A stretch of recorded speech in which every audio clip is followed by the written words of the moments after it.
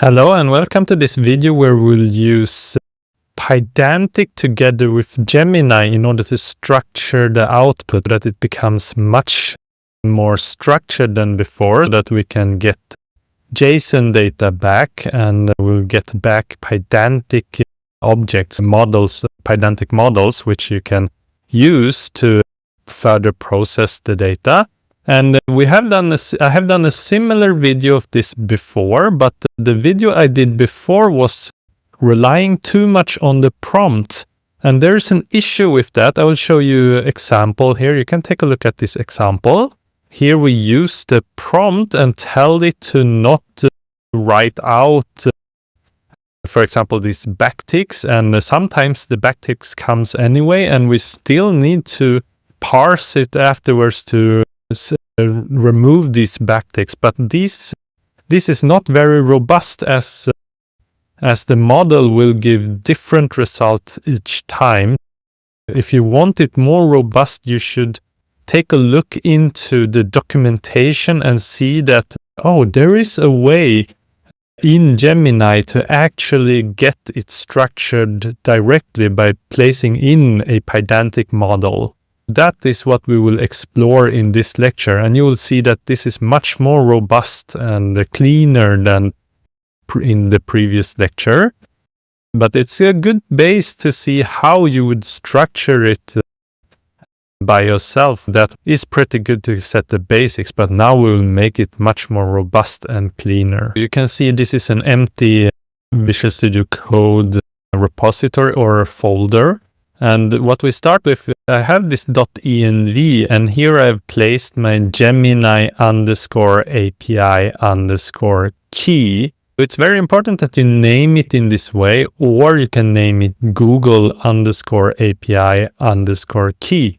And the reason for that is if you name it in this way, then the Gen AI, it's quite smart in this class. And what it does is that it will be able to find this environment variable automagically. You don't need to work with import OS and then load.env and os.getEnv and then send it in as API key. It will find it automagically.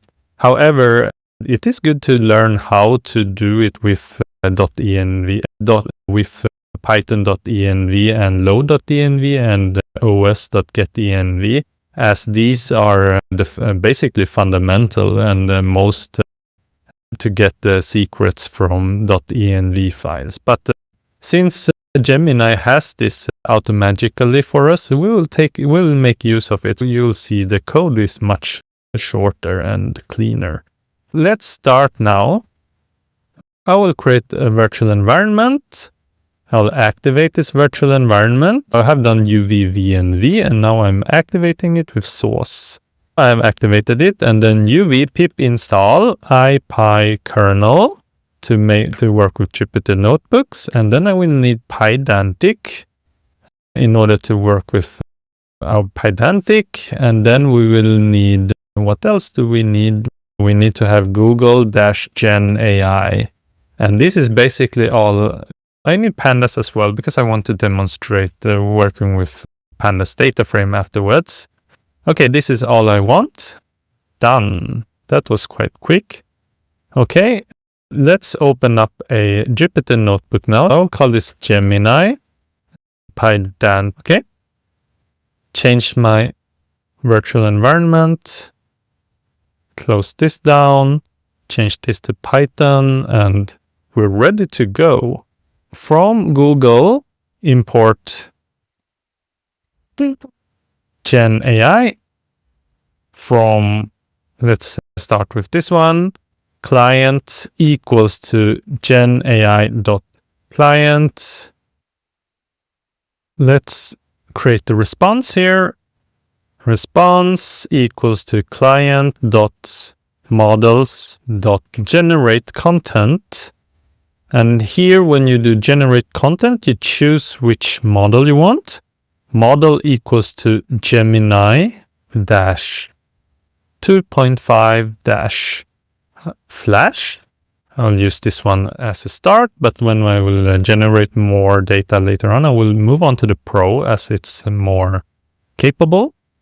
Contents equals to, this is basically from the example. I've changed it a little bit. List a few Asian soups recipes, a yummy description, and list the ingredients. Okay, this is my starting response. Create this one, and I will say .text. I will print this out.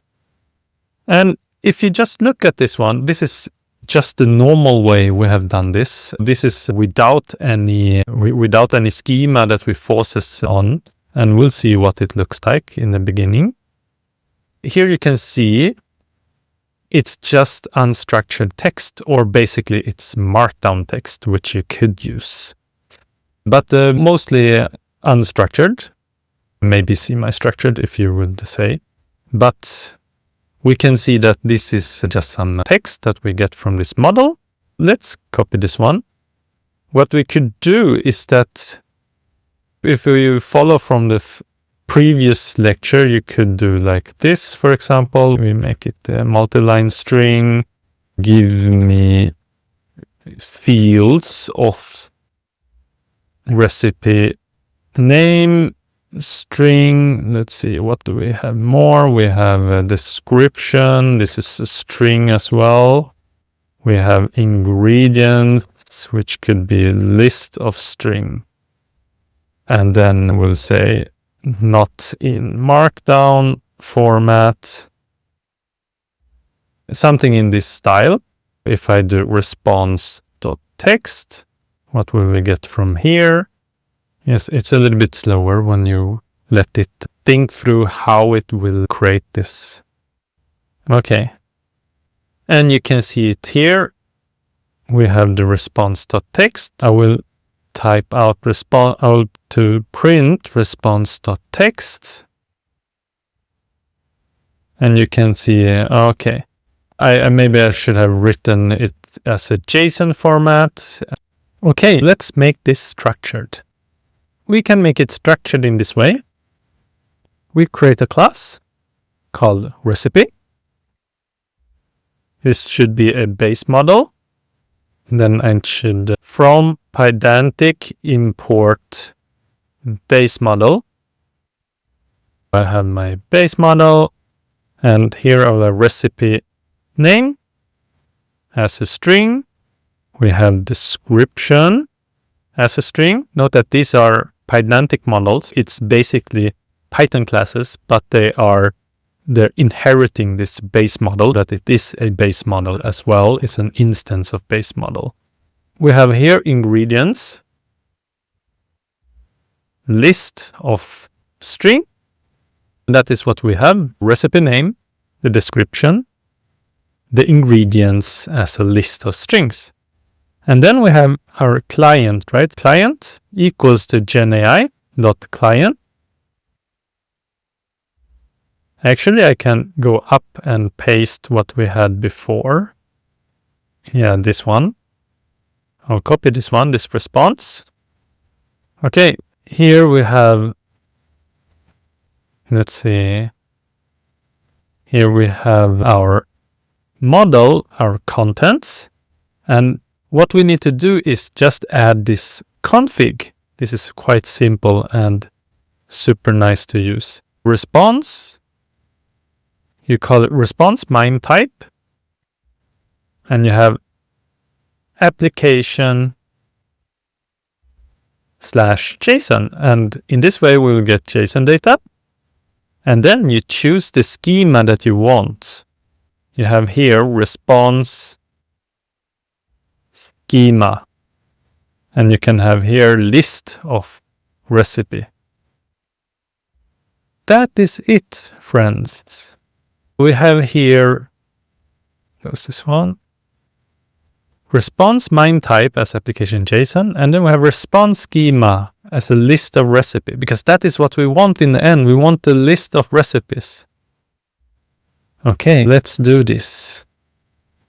response.text print, or basically I don't need to write response.text, but you can see directly here we have a list here, and you can see JSON data here, recipe name, Tom Yum Goong, description, the description of it, ingredients as the list of strings, and then we have the next one, etc. You have a list of recipes. You have here recipe, recipe name, description. You have recipe here, next recipe. You have the description and the ingredients somewhere. Let's do like this. We call this recipes. We can take since it's a list, we can see, okay, 3 recipes, fine. Recipes of 0, the first one. We can take dot description. Here is the description. Recipe zeros dot recipe name. Tom Yum Goong, okay. Recipe 0 dot ingredients. And you can see the ingredients here. Quite cool, quite cool. So let's simulate something else. Let's simulate house prices. Let's create our model here. Class, home, BM, base model, price, int. What do we have more? Monthly fee, int. We have a living area, float, number, let's see, number rooms, int, type. Okay, the type I want to be either apartment or homes. For that we'll do from typing, import literal. Then we have literal here as apartment or house. And then address as string. Okay, this is my Pydantic model, the home. And now let's create this one. Response equals to client dot models dot generate content, and model Gemini 2.5. I'll have a Pro since it can generate more data. Contents equals to, let's just do a multi-line string here. List 50 apartments and houses in Sweden with their monthly fee, price, living area, number of rooms, address, type if it is apartment or house. All currencies are in SEK. Data should be simulation of Swedish housing. Okay? And here let's make, after the content, let's do the config equals to same as before. We have response mime type application slash JSON, and then we have response schema as list of home. And that is it, my friends. Let's try this out. Homes. Let's see. Yeah, we can do this. We can run this first. It takes a little bit of time for it to generate this. Let's see what we get here. Did I miss something? Type, address. No, I think it's fine. This will go into this schema here that we have created. We're generating 50 apartments and houses. It should be 50 in total. Okay, it's done. Let's look at it now. Response.past equals our homes. Homes? Oh, we have data now. You can see this is, let's check it out. Length of homes. This is a list, right? 50. Okay, great. Homes Let's take a look into the first one, 0. You can see this is a Pydantic model. Homes of 0. We can take dot price. You can see the price. Homes dot address maybe. And you can see the address here. Great. Okay. Now I want to do some filtering of this, and in order to do filtering of this, it's quite simple. We just need to put this into a Pandas data frame, and then we can do whatever we can do in Pandas data frame. Import Pandas as PD, and take a look into this. Homes is it's the import that takes a little bit of time. It's the homes already existed. Okay, you can see homes is a list like this. If I would do like this, pd.dataframe of homes, then we get not what we want, right? This is not what we want. Instead, take a look into this. I will make a code in between here. We can do homes dot dunderdict, and you can see, let's see, list doesn't have dunderdict, right? Yeah, home has a dunderdict. Homes of 0.dunderdict, you can see this is the dictionary of one entry. What you could do is that you could loop through this. Instead of putting homes here, you can do like this. Home.dunderdict for home in homes, and you can see this is your data frame. As simple as that. Or take a look into this one. Response is this one, right? Response dot. Do we have JSON? And no, we don't actually. Response dot text. Yeah, this. Okay. Yeah, I think this is simpler. You could take another direction, is that you take response.text and then you do model validate. You deserialize it into a Pydantic model, and then, or actually this is much simpler. Forget what I just said. Here you have home.dict means that dunderdict means that you will get this dictionary for each entry of home in homes. And then when you have this dictionary, it's basically you will have a list of dictionaries. And this is perfect for creating a Pandas data frame directly. Now, you could do df.head. We could take a look into only the cheap houses, or df.query price. Let's see, price smaller than 5 million, for example. And let's take a look into type equals apartments. And type equals to house. I wanted to have cheap houses, and you can see fewer cheaper houses, but yes, we found it. We are able to filter this data frame. When you have this one, for example, you could say like this, cheap houses equals this, cheap houses, and then you could do like cheap houses dot to CSV if you want, and you could have like cheap houses dot CSV. You can see here we have our CSV data. That's cool. But I don't want to have the index. Index equals to false. Okay, run it, and you can see, yes, perfect. Cool, we can simulate data now with structured data, and then we can do a lot of processing and learn a lot from this. This was super cool that we used Pydantic together with Gemini to get structured responses, that we get out our JSON data, and then finally we used it to create Pandas data frame to show you that it's very easy to just filter the data once we have it in JSON format.